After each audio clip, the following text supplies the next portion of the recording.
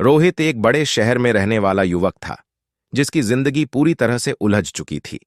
Office का तनाव, बढ़ते कर्ज और रिश्तों में लगातार खटास ने उसे अंदर से कमजोर बना दिया था।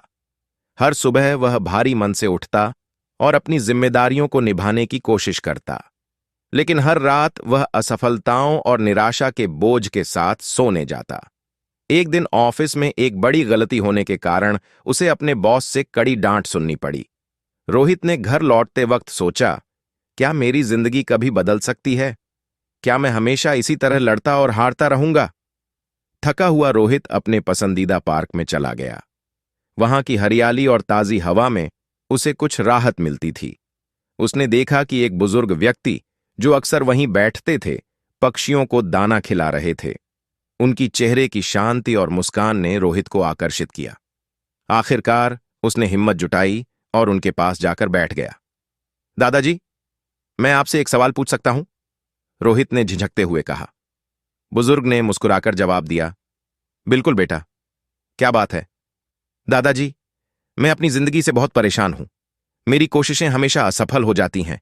परिवार वाले मुझसे नाराज हैं। ऑफिस में मेरी कोई कद्र नहीं करता और मैं खुद से भी खुश नहीं हूं। ऐसा क्यों है? बुजुर्ग ने कुछ देर सोचा और फिर अपनी जेब से एक पुरानी घड़ी निकाली।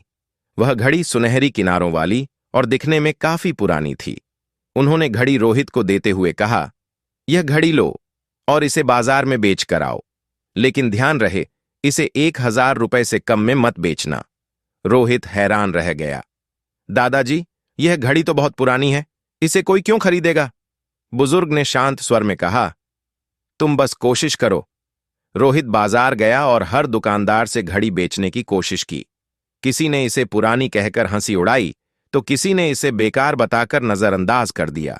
थक हार कर रोहित वापस लौट आया और बोला, इस घड़ी को कोई नहीं खरीदना चाहता।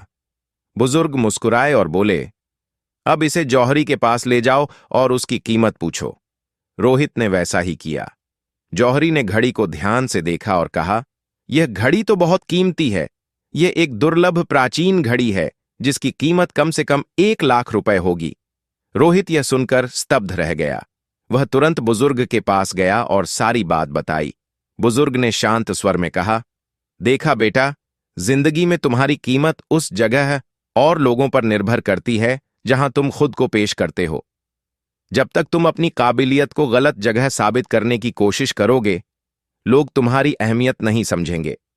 लेकिन जब तुम सही जगह पर अपनी काबिलियत दिखाओगे, तो तुम्हें वह सम्मान और सफलता मिलेगी जिसके तुम हकदार हो। रोहित को जैसे अपनी समस्या का समाधान मिल गया। उसने सोचा, मैं अपनी असफलताओं से भागने की बजाय अपनी ताकत को पहचानूंगा और सही जगह पर इसे साबित करूंगा। इसके बाद उसने खुद को बदलने का संकल्प लिया।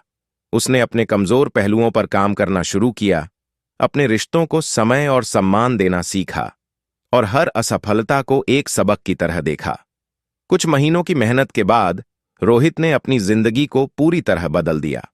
उसने नई स्किल्स सीखीं, अपनी नौकरी में तरक्की पाई और परिवार के साथ रिश्तों में मिठास वापस लाया। अब लोग उसकी मेहनत और उसकी सफलता की मिसाल देते थे।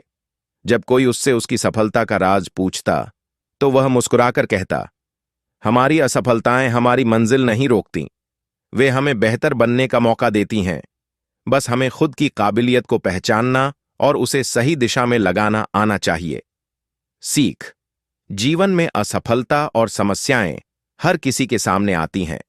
यह आप पर निर्भर करता है कि आप उन्हें रोड़ा मानकर रुक जाएं या एक नया रास्ता बनाकर अपनी मंजिल की ओर बढ़ें।